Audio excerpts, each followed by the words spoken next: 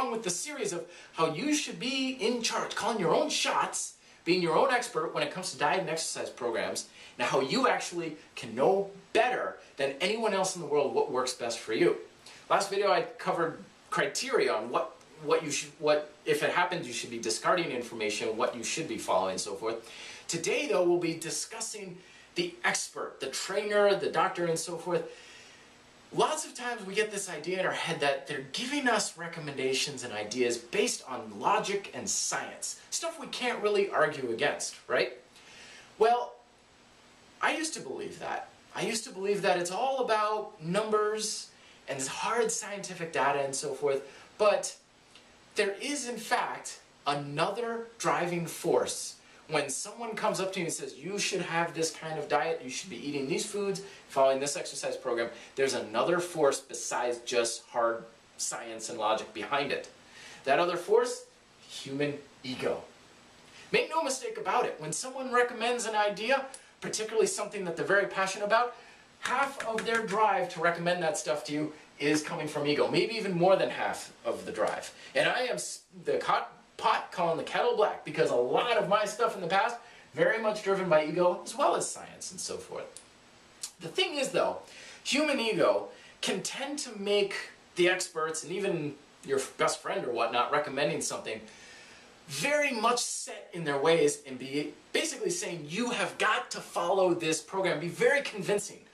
Not necessarily suggesting it to you, because as I was saying, all the experts should be seen as someone who's suggesting an idea to you. But instead, a lot of this information comes across as like, you're an idiot if you don't follow this diet. What the hell is wrong with you when you're eating your chocolate chip cookies? Don't you know what a stupid idiot you're being for not doing this sort of thing?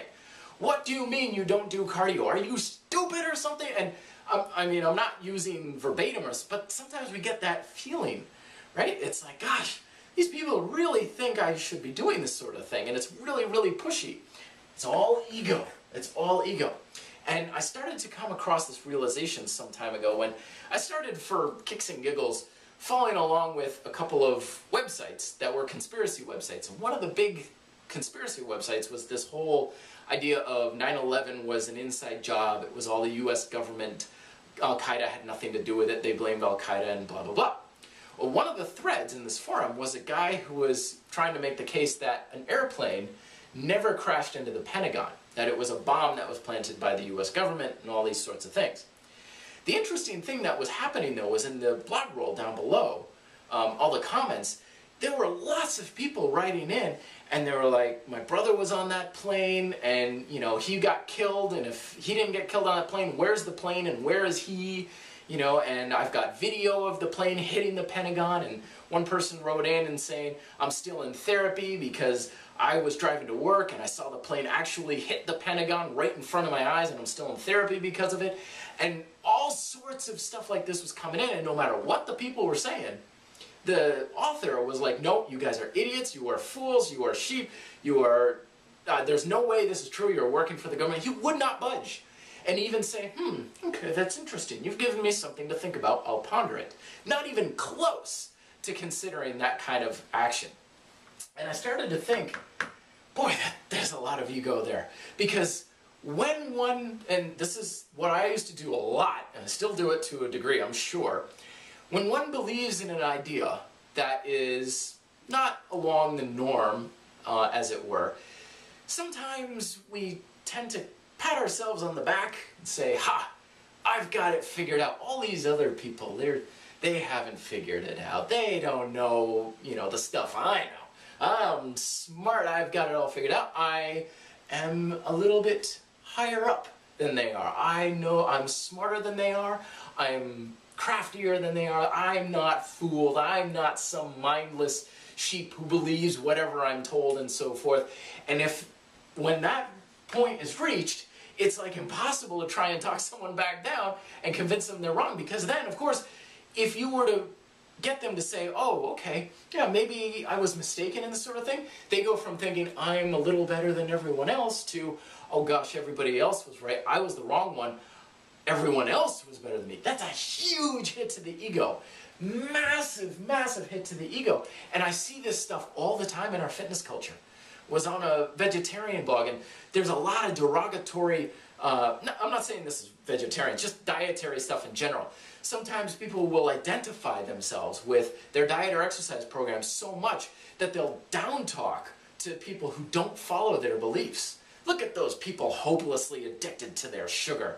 What kind of sheep are they talking about? You know, they're following the regular guidelines, those stupid idiots. Don't they know any better? Ha! I've read this book by so-and-so. I'm smarter than they are. I'm better than they are, and so forth. So it gives them the authority to think that they're better. Like we're told in our society, we're supposed to be all equal and have all humans are equal or whatnot, but I think we have this inner desire to kind of think, yeah, well, I'm better than they are, and I'm better than that person, and so forth, for some reason whatsoever.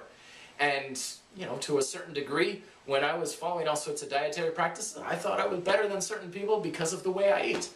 Now, of course, I realize that's the stupidest thing in the world.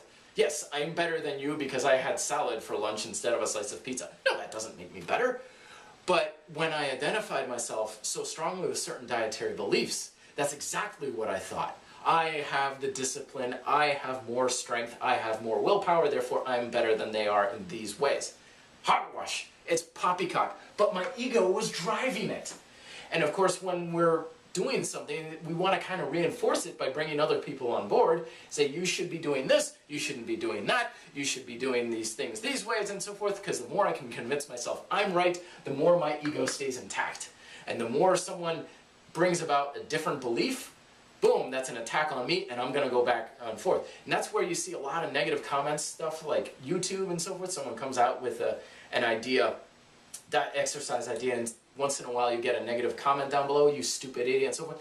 They're speaking from ego. It's nothing about science. It's nothing about what's best or worst. It's because they take it as a personal affront to their own scaffolding that they imagine is holding themselves up above everyone else. So we need to be aware of this sort of thing. I'm trying my best to try and come down from it. I believe in calisthenics. I think they're great and they're awesome. Someone comes up to me and like, I think kettlebells are awesome. Good, all right.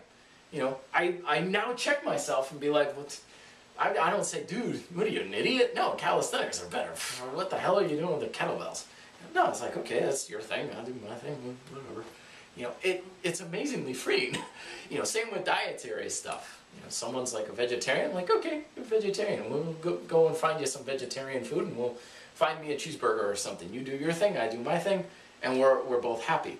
But boy, that ego can really mess things up, and it can really be a big thing that's pushing different ideas upon you, and you don't have to listen to any of it if it's conflicting with your own personal beliefs and so forth that we talked about in the previous video. I'm rambling on. Let me know your thoughts down below. Till then, be fit, live free.